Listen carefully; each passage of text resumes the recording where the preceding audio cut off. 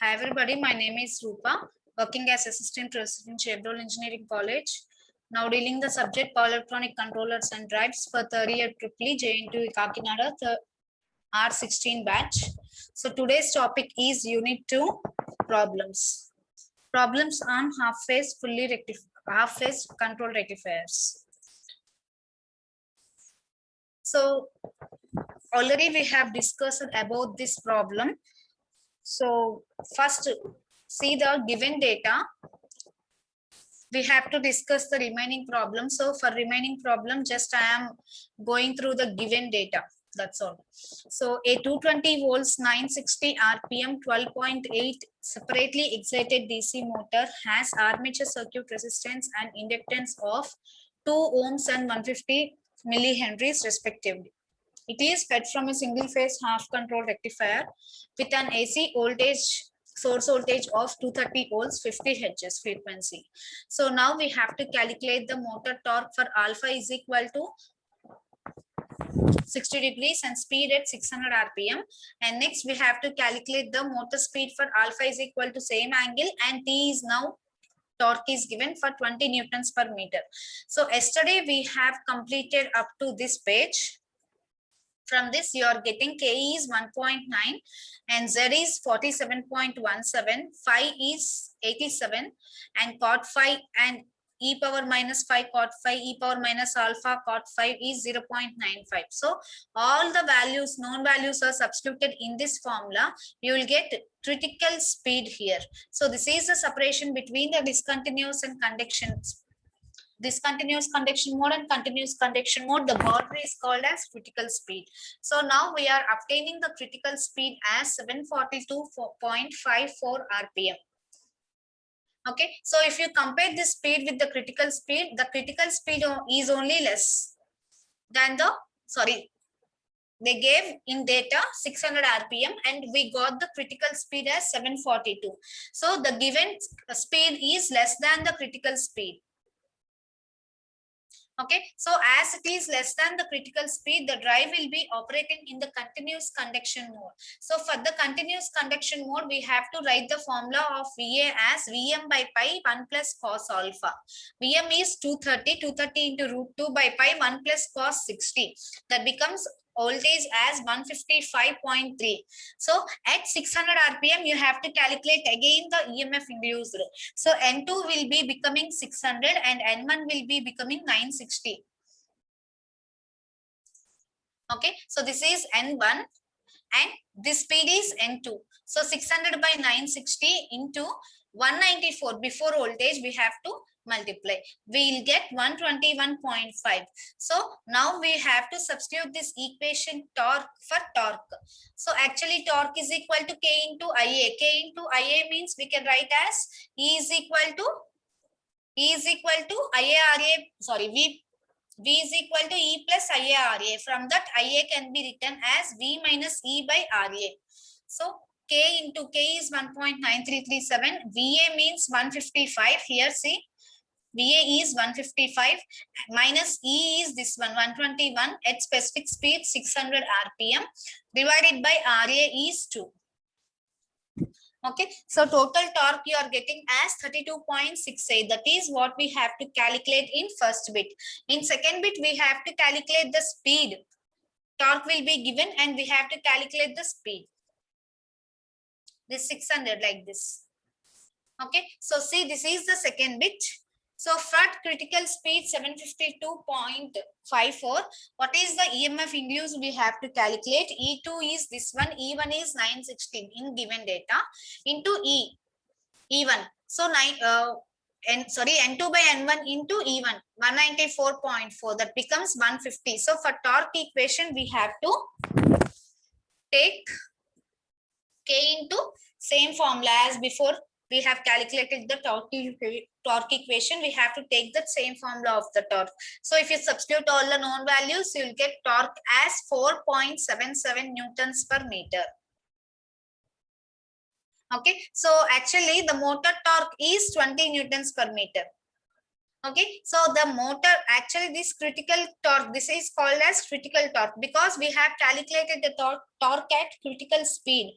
So it becomes critical torque. So actually motor torque will be greater than critical torque. So again here we came to know that the drive will be operating in continuous conduction mode. So at that time, these are the formulas. Ia is equal to T by K.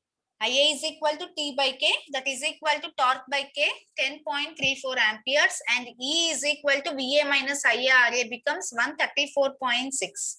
So from this speed is, see here, from this speed is E by this one voltage E2 by E1 into speed, normal speed, normal speed 960. So that becomes speed 664.8 RPM.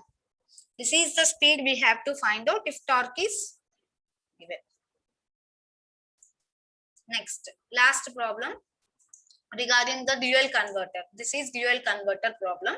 So first 4 problems are regarding the fully controlled rectifier, and second problem is, next 5th problem is half controlled, and last 6th problem is dual control. So we have to take the formulas in the dual control converter. See here, motor of example 5.17. 5.17 means this one only. Wait, this is 16. 17, I will give you data. 1 minute.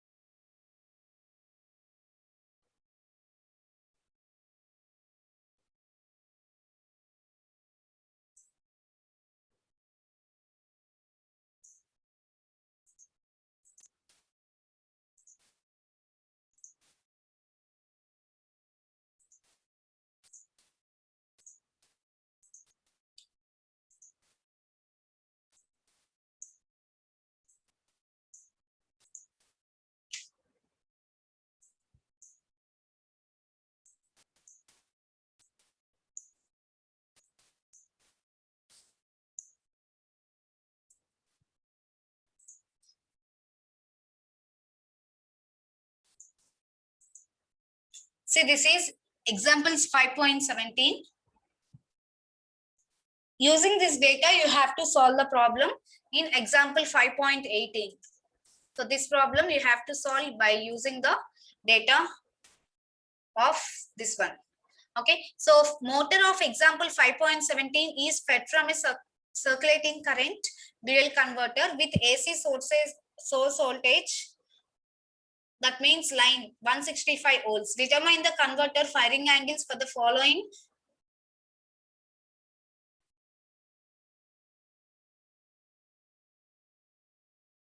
Operating points. So first one, motor operation at rated motor torque at 1000 RPM. So these are the speeds given at braking and motoring operations. So minus indicates, see here, this minus indicates the quadrants. So the speed is given at different RPMs, and we have to find out the alpha value. So before example, we have to take the data. See, a 220 volts, 1500 RPM. The speed is given as, default speed is N1 is given as 1500 RPM and 220 volts. A separately excited motor with armature resistance of 0.5 ohms is fed from a 3-phase fully controlled rectifier. Available AC source has a line voltage of 440 volts 50 Hz. A star delta connected transformer is used to feed the armature so that the motor terminal voltage equals rated voltage. when converter firing angle is 0. So with this data you have to, and they have given that assume continuous conduction mode. We have to calculate the values given in this problem. Okay, so N1 is 1500 RPM. So for example, at 1500 RPM, if you take that speed, we have calculated with 1500 RPM, we know that the voltage will be 195 volts. Okay. Okay, 195 volts. So at 1000 RPM, we have to calculate the E. So E is equal to, see here, N2 by N1. N2 is 1000 RPM, N1 is 1500 RPM into E1. E1 is 195. As before, we have calculated the E1, same procedure, you have to calculate E1. So this is E1 actually. This will be E1. E is equal to 195. This will be E1. In before problems, we have calculated the E1. Same as this, we have to calculate this E1. So E1 is equal to 195 volts. Substitute that. So N2 by N1 into E1 is equal to, that becomes 130 volts. So from this VA is equal to, we have to find out the alpha angle here. Finally, our aim is to find the alpha angle. So for alpha, finding out the alpha angle, cos alpha is equal to, cos alpha A is equal to VA by VM pi by 3. So we have to find out VA, and VM is already given as 165 volts.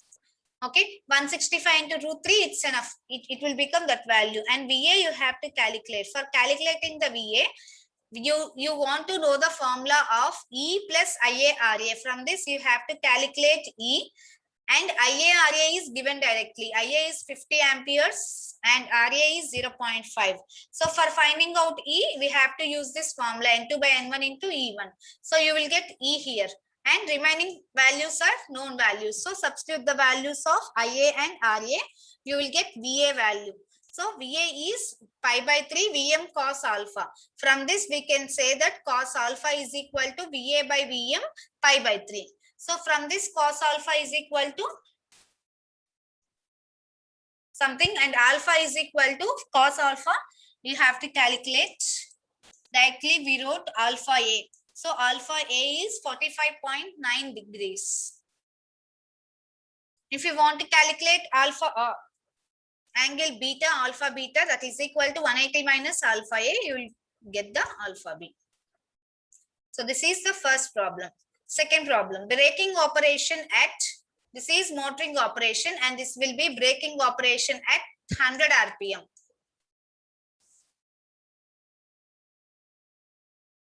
Okay, so see the second bit, VA, same find out the VA. So VA is equal to, for braking operation, you have to put minus here. For motoring operation, you have to put plus here. For motoring plus, and for braking minus, you have to put. Okay, so minus VA is equal to E minus IARA, that is equal to 130 minus 50 into 0.5. See, you are getting 105. 103 volts. Okay, after that, find out the value of cos alpha. Same procedure as first one, VA by VM pi by 3. You will get alpha. Okay, next two are negative speeds you have given. So motoring operation at minus 1000 and braking operation at braking operation at minus 1000 only. So both are at negative speeds. So negative RPM means we have to see that the condition will be arising such that beta will be less than 90 degrees and alpha A will be greater than 90 degrees. So alpha beta will be always less than 90 degrees and alpha A will be always greater than 90 degrees. So from first part A, alpha A and alpha B, you have calculated as 45.9 and 134.1. Okay, so if you see that alpha A is 45 and alpha B is greater than 90. Alpha beta is greater than 90 and alpha A is less than 90. So this is for motoring. This is for positive speeds. Remember, this is for positive speeds. Always reverse of this. Alpha A will be less than 90. Alpha beta will be greater than 90. So here, if you observe alpha A and alpha B from first part, here also these two control rectifiers will interchange their operations. Okay, so just interchanging the operations. See here, if you just interchange the operations, alpha A will become 118 and alpha beta will become 61.9. So if you just interchange here, you will get these values as alpha A, alpha B. In the formulas, just interchange. Okay, so this is the fourth part, problem, third bit and fourth bit. Minus just you have to put, that's all. And this is second unit.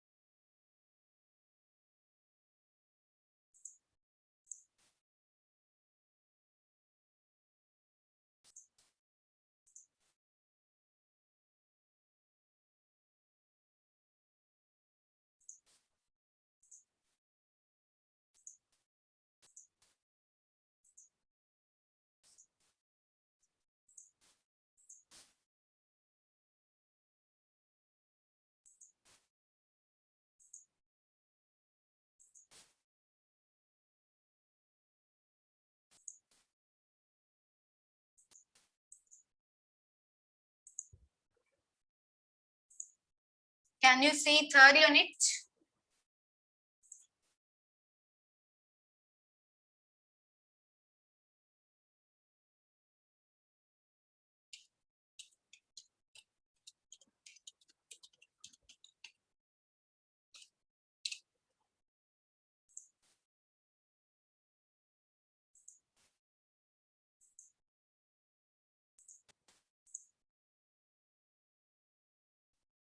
So see, this is third unit.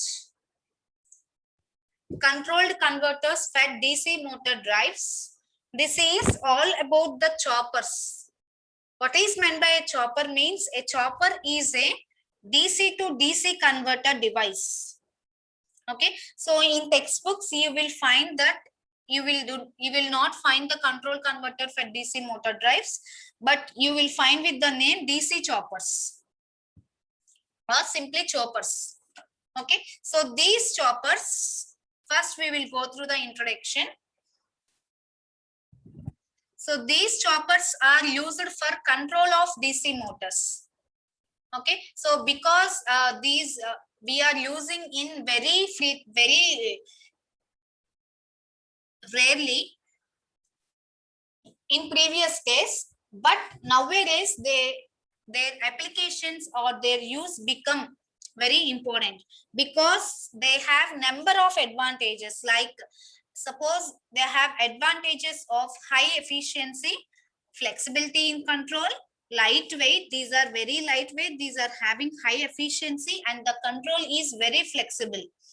And due to the small size and quick response, they will be giving quick response also, and regeneration down to very low speeds. So these are the various advantages of the choppers. So because of these advantages, we are using frequently nowadays.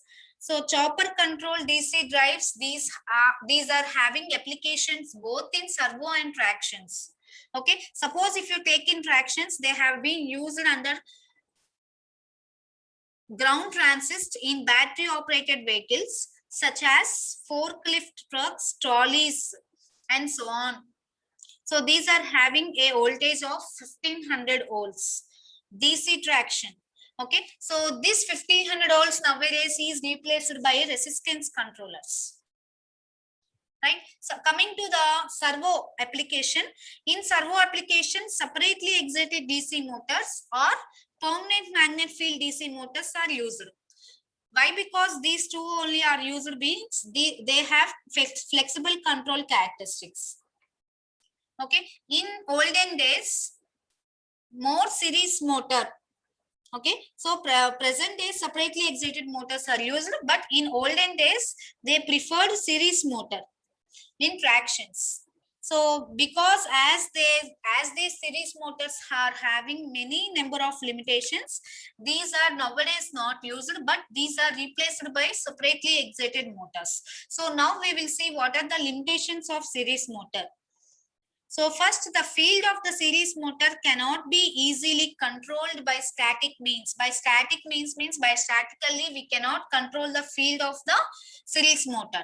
So if field control is not there, if it is not employed, what should we have to design means the series motor should be designed with a base speed which is equal to the highest desired speed of the drive. So if you want to take the series motor design with base speed, which is equal to highest desired speed, at this time, we have to use only few turns in the field windings. So if you use this field windings in few turns, this will be reducing the torque per ampere at 0 and low speeds.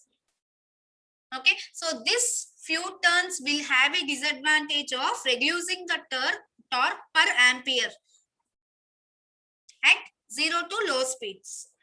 So further, there are some problems with the series motors also. The second disadvantage, the second limitation of not using series motors are there are problems with regenerative braking.